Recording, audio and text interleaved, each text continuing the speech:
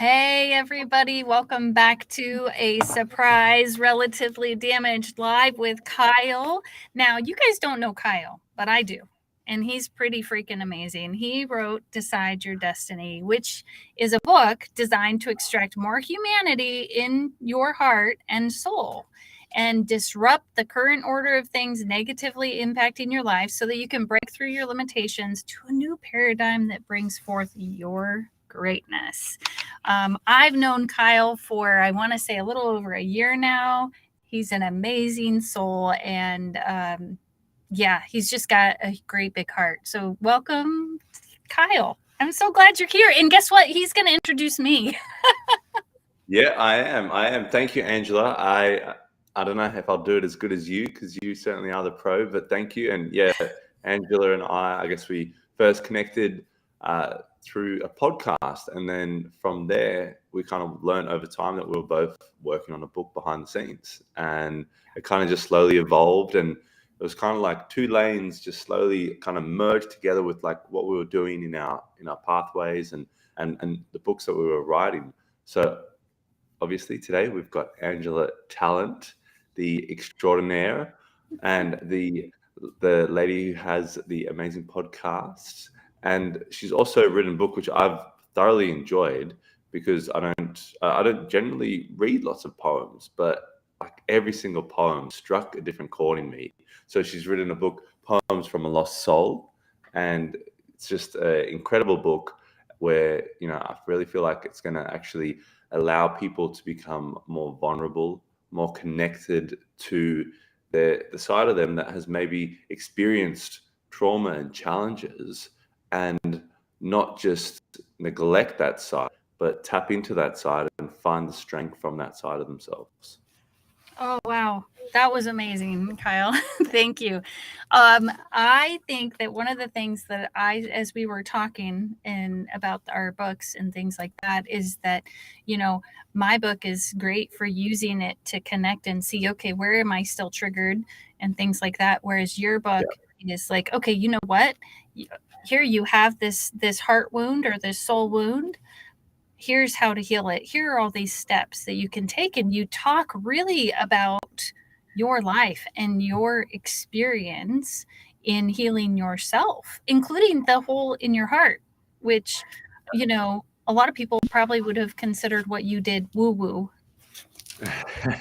Oh yeah, definitely. A lot of my friends. I mean, at the time, I pretty much had like a tiny, small group of people, and I guess that's probably like a first bit of advice: is get you some good people if you're going to do anything remarkable in your life. Get you some good people around you that are bought in, supportive, and on the same mission, focused on the same mission with you, because it gets pretty dicey when you've got everyone else around you who, funnily enough, became like this is before the internet, the haters and the trolls and everything. But I had people around me that were that, and friends and family that were just kind of not really voicing their opinion and not agreeing with what I was doing. Um, and I was guided by someone else to try this way of healing my heart. And I didn't fully know, so I had to be bought into his mission. Sometimes when you get a mentor, like sometimes when you get someone that's going to guide you and you trust them, you kind of have to let go of the reins a little bit and go, you just say when and where, and I'll follow you. And that's kind of what happened for me. Now, you were talking about those times that you didn't maybe even trust yourself, and there were people around you, trolls of the real world, that were, or they were saying you can't do it that way. I mean, including the doctors. In your book, you talk about a doctor being so very upset that you weren't going to follow their protocol. How did you? I mean, did you know on a soul level, like you were just making the right decision for you? And if so, what did that feel like? Yeah, so for me, it was a big shock because I think maybe I did grow up a little bit gullible. And I mean, I guess what kid doesn't grow up gullible if you're not homeschooled, if you go to school, because I think you're in this kind of dream world that's like kind of reality but not really reality. And And so for me, you got the school politics, all those sort of things. But I always grew up thinking, every fireman's a good fireman, every policeman's a good policeman, every doctor's a good doctor. And like anyone in those sort of service-based roles in our society only have one thing in sight, which is serving the person. Or they can only have one thing in sight if they're going to be in those roles. And yeah, so that kind of shock reality. And I actually had someone kind of explain to me, hey, listen, there's going to be many different things involved here. There's going to be an ego, there's going to be different sort of incentives, there's going to be different sort of emotions and motivations. And if you're coming in and you're going against the grain, then you're disrupting the system, you're disrupting the norm. And so, along with that is going to come a lot of hate, and is going to come a lot of, it's going to come a lot of disconnection. And I think that's what I felt. I felt disconnection from the human because of the decision I was making. So from yourself or from the other humans? From the other humans. I mean, I couldn't connect. As soon as they knew that I was doing something different, something that was not guided by them, then it was kind of like they had no connection to me. Right. So it was very harsh. Mm-hmm. So how does one, because we're talking about deciding destinies and connecting to that struggle, knowing you have to get through that struggle and looking for safe people. Was it easy for you? And I know you with your background with your mom and things like that, but outside of that, was it easy for you to say, okay, this person is safe and this person is safe and this person is safe, and those are the people I'm going to trust right now? Yeah, because the person that really helped guide me was Ward, my stepfather, and he always showed up for me in my life. He was the person who pushed to bring me to Australia. He brought me into an Australian family that welcomed me in with open hearts and open arms, and assimilated me into that. And he really stuck it out in a relationship that was very toxic and violent and abusive and very challenging. And I think very early on, probably wanted no part in it, but stuck it out for me. So he just showed up time and time again for me. He really was like as a stepfather, and I don't take anything away from my biological father. I don't take anything away from my grandfather, because at the end of the day, my grandparents and my grandfather ended up becoming like my real parents, because they were there for the longest amount of time and mentored me the most. But my stepfather definitely came with a lot of, he really cherished me. And so I had that kind of loving connection with him from a young age. And I think in my younger years, I had certain people around me with the loving connection. And then I had this one person that was a bit toxic. And then so I could kind of connect easily to people. And so with my stepfather, that was correct. And then with my grandparents, it was the same thing. When I was 14, I had nowhere to go. I went to my grandparents, and they welcomed me in, and they really became my parents. So that sort of small caucus of people, I really did buy into it. It was such a strong bond of love, of like I could feel it. I mean, talking about it right now, I can see their face. I can really feel the loyalty, And so with that, it was like, okay, nothing's going to penetrate this force field that we have. There were times where it was very hard. It's interesting. There were no times where I thought twice, though. No times you thought twice that you were loved or not? Is that what you're talking about? No, sorry. No times that I thought twice about going back on our mission or our decision. So. Okay. Got it. Yeah, there were no times where I double guessed it, what we were doing. There were times it was extremely hard, and I was thinking, how the hell am I going to get out of this? Like, it was really tough. Yeah. And so with the people around you, I love how you described that force field of love. you know, what I am going to go out there on a limb and say, I'm betting you were not perfect in this life. And based on No. some things I've read, and I'm sure there are things you didn't put in there, but Yeah. that force field, it seems like the way you're describing it was there regardless of whether or not there was, I'm going to say, quote unquote, worldly trouble. Yeah. Well, so it was definitely unconditional love. You know, and it was definitely like these, you know, they believed in me. They saw the young kid, like the you know, the 5-year-old kid. I guess the innocence. They saw the young kid who came into this world, and they connected with. And my stepfather, you know, one night in Ireland, we were playing pool around the table, and you know, had a couple of Guinnesses, and he was just smiling at me. I said, "What is it, Ward?" He's like, "Oh, sorry, I see that young kid. You know, I see that animated, like, you know, character, like that kid when I look at you, and I can't see that, you know, like." And so it's interesting, like trying to see him as an adult. And you know, so my grandparents, I think they were all invested in that young kid that they connected with, and so yeah, I definitely think, yeah, we've all made mistakes. We've all, yeah, I guess, not shown that, I guess, innocence and angelic nature that we can have. But I think if someone believes or they've seen that in you, and they're really inspired to kind of, like, they're connected to you. You know, I think it's a bond that you really can't break. Once people are connected to you, I think they're connected to you on a soul, a spiritual level. And I definitely feel that with some people in my life, and I think that's one of the most things, the things that I'm most grateful for. Is I've got people on this planet that I feel that soul connection with. Yeah, that's really lucky. It just makes me think about the people who don't have that, or, you know, one of my sisters, we were talking before the show, she works in with emotionally disturbed kids, Yeah. and or at least that's what they call it nowadays.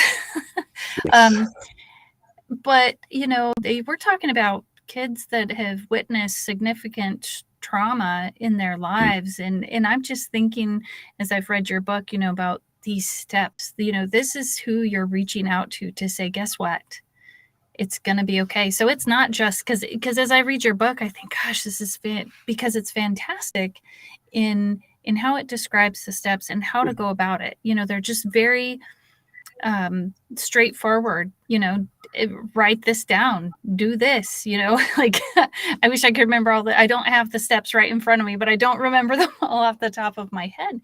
But you know, in addition to that, you know, that's loving yourself, you know, and how would you say someone would go from, if they don't have those safe people around and they find your book, can they borrow some of that love from you? 100%. Wink, wink, Yeah, nudge, nudge.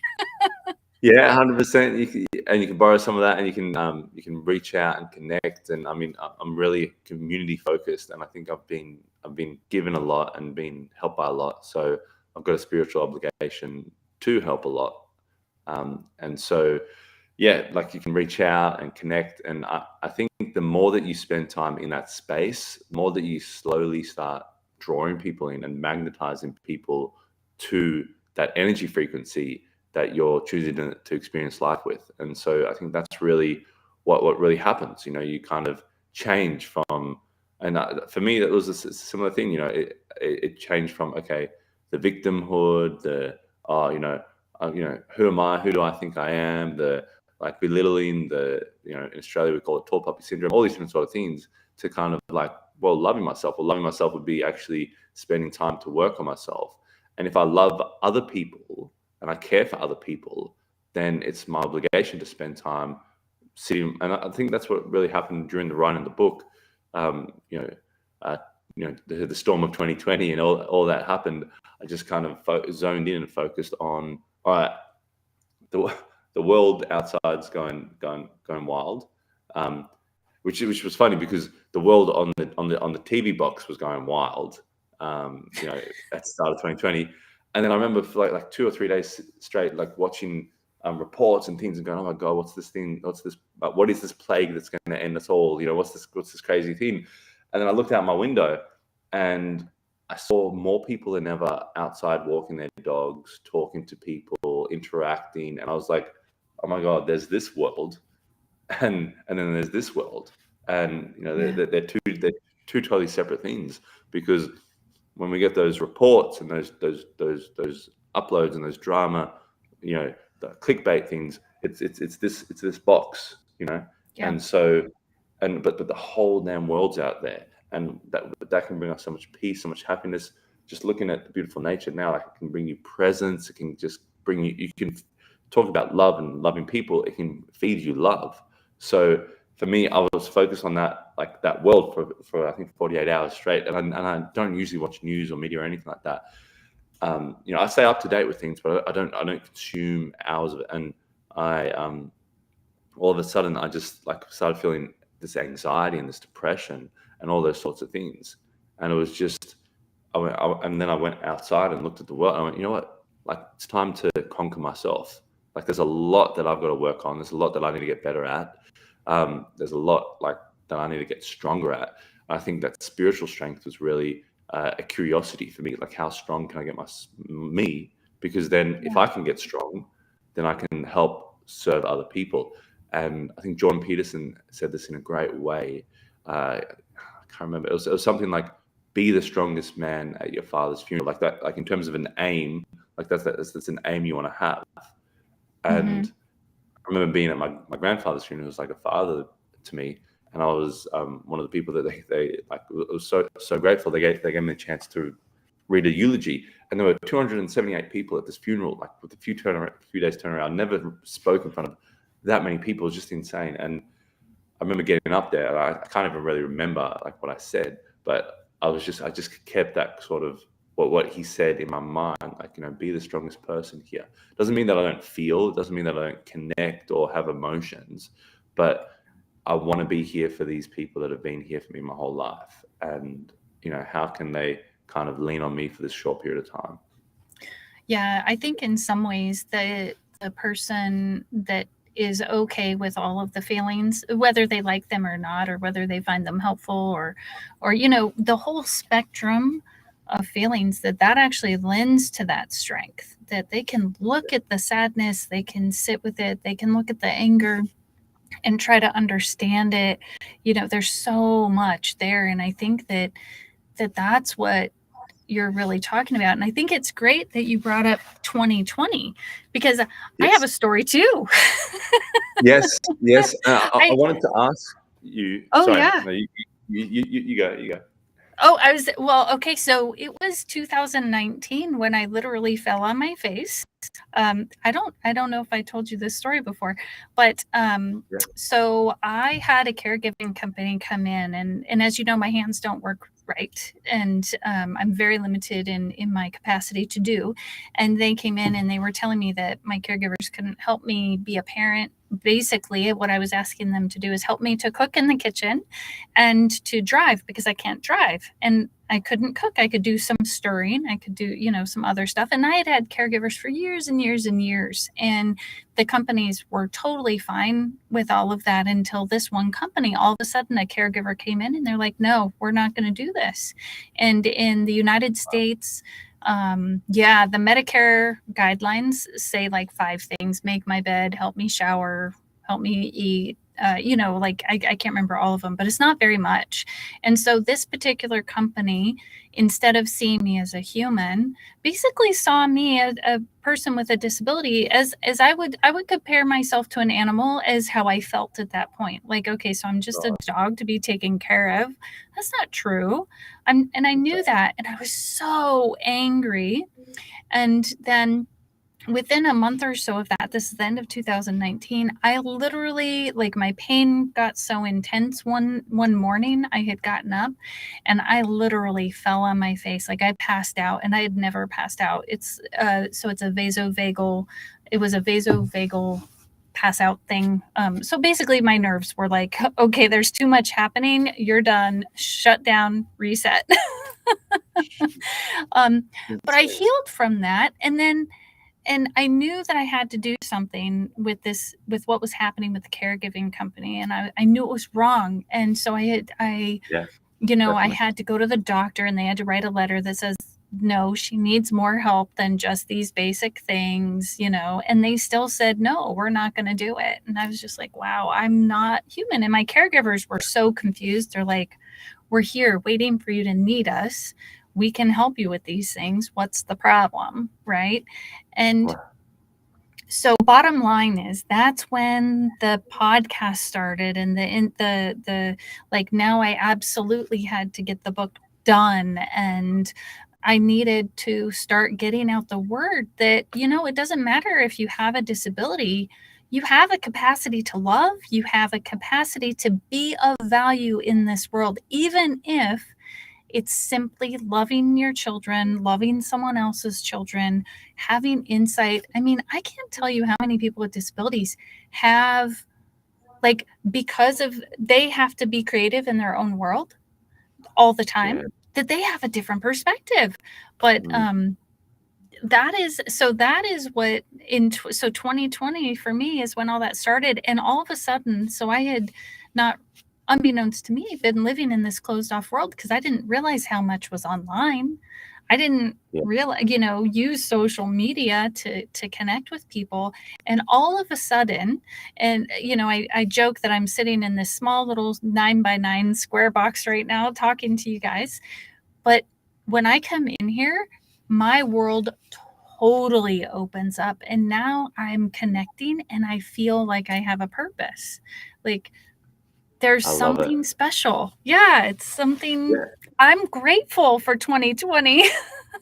Yeah. Yeah. And so that's the positive side of technology. You know, that's the positive side of what we have, the tools that we have, you know, because anyone can find their place of belonging and their sense of purpose, like by catering that to them. You know, like you don't have to, I guess, go and fly around the world. And oh, you know, obviously 2020, no one can do that. You know, so how else do we start connecting? You know, so every time there's a challenge and there's problems, a lot of people go straight to the mental crises, but there's always opportunity.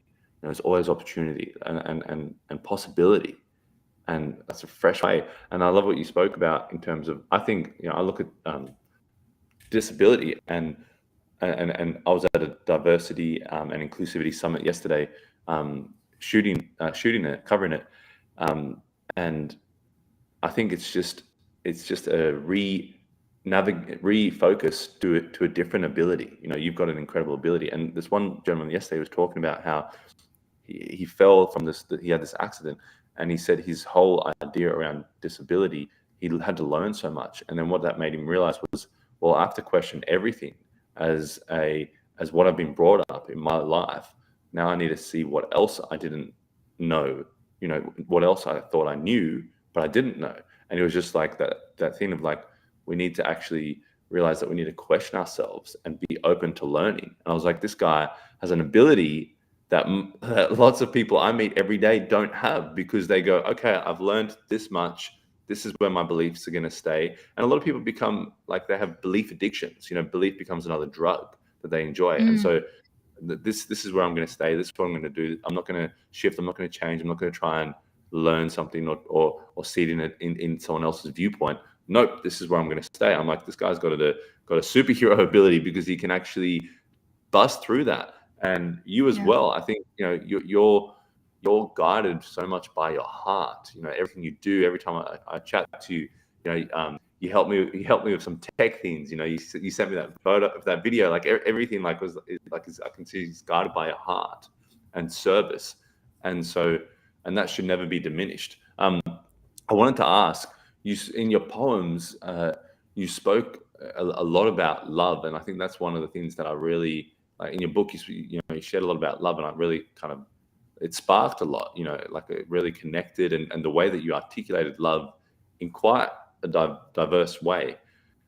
You can answer this or not, but you let me know. Yeah. But was was that were you talking about multiple different loves, multiple different, like like I'm not saying multiple different people, but I'm saying like with different relationships, like whether it's familial, and then um, you know, like younger and like like Yes. people that you're in. So yeah. Yes. Yes. Yeah, I know one of the poems was about my grandfather. I know I questioned, there's unrequited love. There's the sisters, sisterly love. There's a lot of it was desperate looking for what is love. I don't know if you really picked up on that, but I Yeah. I Yeah. I You're questioning. couldn't.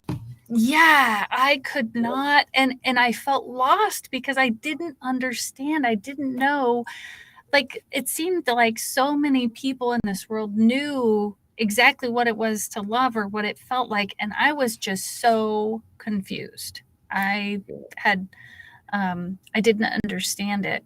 Do you think that's social pressures? Like, because sometimes you'll like I've found in previous relationships, sometimes I'm like competing with Disney because Disney has articulated this vision of love for this this lady that I'm with, and I'm like, man, I don't know if I can be that sort of flying in with roses popping out my eyes and like yeah. and you're trying your best, like you're trying your best to do it, and then you watch Disney later and see, look at him, look at the Beast from Yeah, Beauty and the Beast, like you actually may have a very good point there as far as that goes, because I grew up without my dad, and it sounds like you grew up with, I mean, from what I read, with your mom and the dynamic there, yeah, that there would be this wondering and this question, and I did the same thing. Like, yeah, it's supposed to be all rainbows and butterflies is what I say, and it never was. And so that's why I think it was so confusing to me, that how could you, what is love? And and I blamed myself a lot of times. I took responsibility in a lot of the poems. You'll see me trying to take responsibility for someone else's yeah. behavior. And then by the end of the poem, I'm like, wait, no, I can't do that. But I mean, I really was doing those things in real life, for real. Can I ask you? Embarrassingly enough to say. Can I mean, I really did find it fantastic. Like, and I want to ask you, was it easy? Like, what was the kind of the process of converting those emotions, those experiences, those stories? Because you could have easily written paragraphs and pages and like passages into a poem. Like, how did you go about that? Like, what was the process? Because I've read poems. I love poems, but I just haven't written them. So Yeah, that's a fantastic question. How would I answer that? It's almost how I think. I jump from this line to this line. It's how I would say, um, it's how I process those emotions, yes, in that this thought comes and then this thought comes that may not connect. Um, and then this other thought shows up, and maybe all of them are possible, you know? Um, but it seemed, maybe it was easier to write in poetry because it was also kind of my code. So no one really knew exactly what I was talking about, yeah, yeah, because it was my secret code and only I could know what it really meant to me. But and then yes, the introduction to the book, or the letter to you in the beginning of the book, there's this knowledge that came by, because I mean, these poems are written over a long period of time, that when you read it and what you get from it, because there's this kind of code to it, it literally becomes yours, whatever it triggers inside of you. And now that poem is also part of you. So that's what I think is really beautiful. We don't think about it as much in nonfiction and fiction, but poetry, I think it's a little more obvious. yeah. Well, I think that's the focus. I mean, and probably where our paths joined with the book and what we're doing, and probably where we connected, was that it wasn't so much about just or focusing solely on our story. We all focusing on woe is me, or the challenges, or just our purely our beliefs, and it was really focusing on how can this help another soul? You know, I've been helped. I've had things help me. How can we create a tool belt, pretty much, that can help people in their lives? And I think that's really what I got from it. You know, like it was, because some read things and it's very me focused, and you've got to have a bit of me, you got to have a bit of the story, you got to have a bit of the investment. If you don't have any me, then it's like, well, why do I then listen? You know, like, because I don't even know who you are. And so with what I read out of your book, and what I was intending with my book, was to be, okay, you focused. You know, how do you change? Like, this is what I've done to help me. Here it is to help you as well. You know, like, take it or leave it. Here it is to see if it's going to help you. Yeah, I think it's a gift to the world. I think that when you're called to do something like that, it becomes a gift to every single person. Yes, they're going to buy it or they're going to whatever, but ultimately, like, it's a soulful gift. And who am I, you know, depending on what your beliefs may be, or whatever, anyone watching, you know, who am I to take away or to hoard over here in my world, this poetry that was very clearly given to me by the universe or God, you know, and that would just be selfish, and it would not be living up to, I think, what God would, or the universe is just abundant in love and in giving. And there is a reason that it was given to me. You know, I think just like your journey is that the gift that you're giving the world, to teach them how to live from their heart and soul, and to give them tools to help them get there. I think that's priceless, you know? And I think it's that gratitude energy. I think, like, we realize we've been gifted, like, you know, and what's the one thing that we can really take control of is, like, what we decide to give, you know, what we decide to give out, and kind of facilitate what we've been given to the world. I think we can definitely, I'd love to chat more, like, on like, about your faith and spirituality and that kind of connection. And I'd even love us to maybe even, like, read like, I'd read one of your poems, or on here, or like read a passage or something, like, of each other's book. I just think that, I don't know, my ideas are just going. So no, let's hey, everybody watching, you heard it here. We're gonna come back. We're gonna talk some more. This is it's fantastic to connect with someone else who really just wants to give that love to the world. And yeah, this is beautiful. So our time is up. We were going to be here about 30 minutes. We're here at 33 minutes. So we just want to thank you all for coming to the show. Please get Kyle Spyrides' book, Decide Your Destiny. It's on Amazon, as well as my book, Poems from a Lost Soul. They're both on Amazon. Both of us would love your reviews and your purchases. And yeah, we'll be here again. I don't know next week or the next week, but we'll be back for sure. Just wait. We can make it a weekly thing. I'm happy with that. Okay. Well, I guess we'll be back next week. My schedule, I happen to know this time is open next week, so we're done. We'll see you next week. Perfect. Peace out. Awesome. Have a good one. See you guys.